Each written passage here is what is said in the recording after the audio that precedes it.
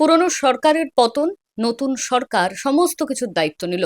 রাজ্য পশ্চিমবঙ্গ সরকারের দায়িত্ব নিল বিজেপি সরকার। কিন্তু তৃণমূলের যে বিধায়ক ছিলেন মনোরঞ্জন ব্যাপারী, তিনি ঠিক কেমন আছেন? তিনি কি বলছেন? আপনাকে স্বাগত দাওয়ালে। এই যে নতুন সরকার এলো, আপনি কেমন আছেন? ভালো আছি, নিশ্চিন্তে আছি। মাথার উপরে একটা পাহাড় চেপে বসেছিল, পাহাড়টা নেমে গেছে। এখন সুগার নেই, প্রেশার নেই, রাত্রে ঘুম ভালো হচ্ছে, ভালো আছি। কেন মনে হচ্ছে পাহাড় চেপে বসেছিল? আমি বিধায়ক ছিলাম, একটা অঞ্চলের একটা দায়িত্বে ছিলাম। প্রতি মুহূর্তে আমাকে তটস্থ থাকতে হতো, মানুষের কাজ করতে হবে।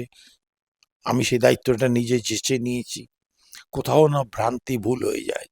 সেই কারণে এখন আর তো কিছু নেই, এখন আমি নিশ্চিন্ত। এই যে নতুন সরকার এসেছে, তার কাছে আপনার কি প্রত্যাশা? সমস্ত মানুষের যে প্রত্যাশা, সেটাই আমার। শান্তি ফিরে আসুক, কর্মসংস্থান হোক, দ্রব্যমূল্য কমুক, এগুলোই তো মানুষ যেগুলো চাইবে। রাস্তাঘাট হোক, জল বিদ্যুৎ পাওয়া যাক, এইগুলোই তো আর কি। আপনি তৃণমূলে ছিলেন এবং আপনি বিধায়কও ছিলেন।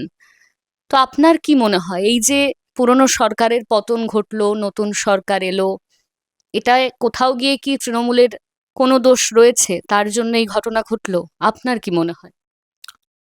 পরিবর্তন জগতের নিয়ম, মেনে নিতেই হবে।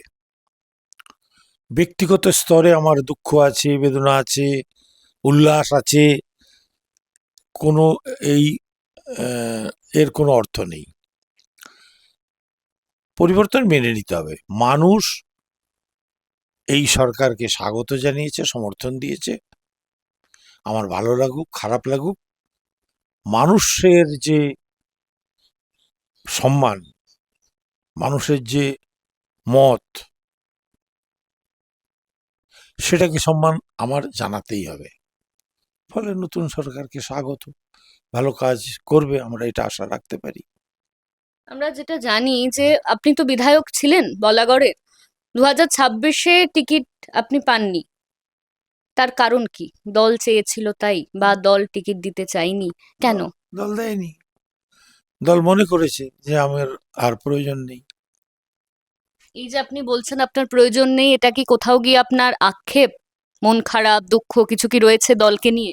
ওসব আপনারা বলবেন, আমার বলার দরকার নেই। আমি মনে করি যখন দলের প্রয়োজন ছিল 21-এ, আমি তো রাজনীতির লোক নই, দেখতে পাচ্ছেন, আমি এই লোক, সাহিত্য সংস্কৃতি জগতের লোক। মাননীয় আমাকে ডেকে বললেন, ফোনে বললেন, ডেকে বলেননি, ভোটে দাঁড়াতে হবে। তাকে সম্মান জানিয়ে আমি হ্যাঁ বলেছি এবং ভোটে দাঁড়িয়েছি। মানুষ আমাকে ভালোবেসেছে, ভোট দিয়েছে, জিতে গেছি। এবার আবার মাননীয়া মনে করেছেন যে আমাকে আর দরকার নেই, আর টিকিট তিনি দেননি। তো উনি কাকে টিকিট দেবেন কাকে দেবেন না, দলটা ওনার, ওনারই শ্রমে ঘামে তো দলটা তৈরি হয়েছিল। ফলে উনি যেটা ভালো বলে মনে করেছেন সেটা করেছেন। আমরা শুনেছি এই তৃণমূলের জামানায় যে নিচুতলার কর্মীরা, নিচুতলার যে সমস্ত দলের লোকজন রয়েছে, তারা অনেক দুর্নীতির সঙ্গে যুক্ত, এমন অভিযোগ বহুবার বহু জায়গায় সামনে এসেছে। সেটা কর্মসংস্থান নিয়ে হোক, সেটা আরজি করের যে ঘটনা আমরা দেখেছিলাম। আপনি কি মনে করেন, সত্যিই কি নিচুতলার যে সমস্ত দলের কর্মচারীরা রয়েছে, তারা এই দুর্নীতিগুলো করেছিল? আজকে আর এই কথাগুলো বলার কোনো আবশ্যকতা নেই। কি করেছিল কি না করেছিল মানুষ জানে। মানুষ আর তৃণমূল সরকারকে পছন্দ করেনি। এখন আর এই বিস্তারিত এটা ওটা সেটা বলার দরকার নেই। সব শুদ্ধ মিলিয়েছে কথাটা, সেটা হচ্ছে যে মানুষের মনের যে জায়গাটাতে তৃণমূল কংগ্রেস 15 বছর আগে ছিল, 5 বছর আগে ছিল, 10 বছর আগে ছিল, বর্তমানে আর নেই। এবার তারা আত্মসমালোচনা করুক, আত্মবিশ্লেষণ করুক, কোথায় ভুল হয়েছে, কেন মানুষ পরিত্যাগ করলো, তারা ভেবে দেখুক। এই যে দলের যে পরিবর্তন হলো, নতুন সরকার এলো, আপনি কি তৃণমূল কংগ্রেসে থাকবেন, নাকি আপনি যে আমাকে যে প্রথমেই যেটা দেখালেন, এবং আমরাও জানি আপনি লেখালেখির সঙ্গে যুক্ত, আপনার প্রচুর বই আমি ঢুকেই দেখলাম, তো আপনি কি এইগুলো নিয়েই থাকতে চান, নাকি আপনি পার্টি বা রাজনীতি এগুলো করতে চান? আপনার কি চাওয়া? আমি তো রাজনীতির লোক নই, আগে তো বললাম আমি লেখালেখি জগতের লোক।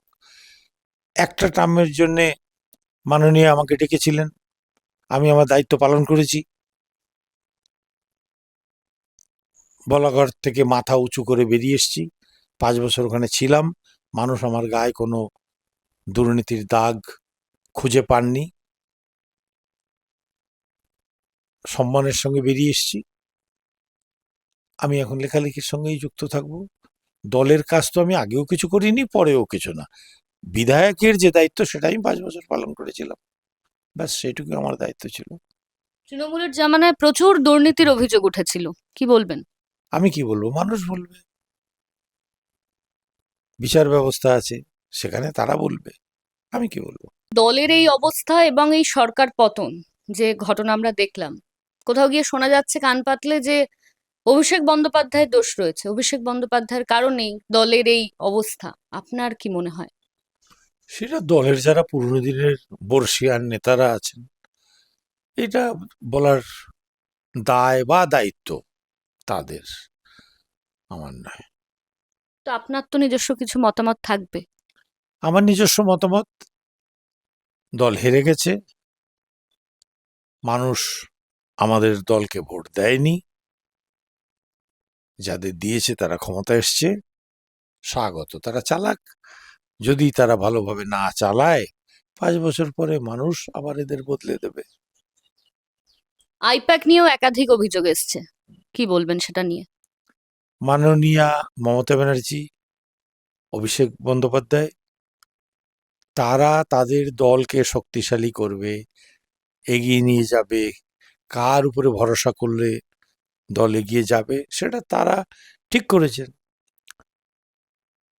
আইপ্যাক আগিয়ে দিয়েছে না পিছিয়ে দিয়েছে, সেইটা দলের যারা পুরনো দিনের যারা দলের লড়াকু সৈনিক, রক্ত ঘাম দিয়ে যাদের দলটাকে তৈরি করেছিল, ভালোবেসেছিল, তারা দেখবে ভাবনা চিন্তা করে।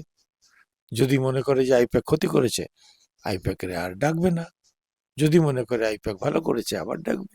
এই তো ব্যাপার। আমি তো লড়াইয়েই ছিলাম না, আমি যে লড়াইয়ের মধ্যেই ছিলাম না, বাইরে থেকে আমি কিভাবে বলবো? আমি তো বলতে পারছি না। আইপ্যাকের কর্মকাণ্ড সম্বন্ধে আমার তো ন্যূনতম কোনো ধারণা নেই। ওরা কি ধরনের কাজ করে না করে আমি তো জানি না। ফলে তারা কি করেছে না করেছে আমি কি করে বলবো?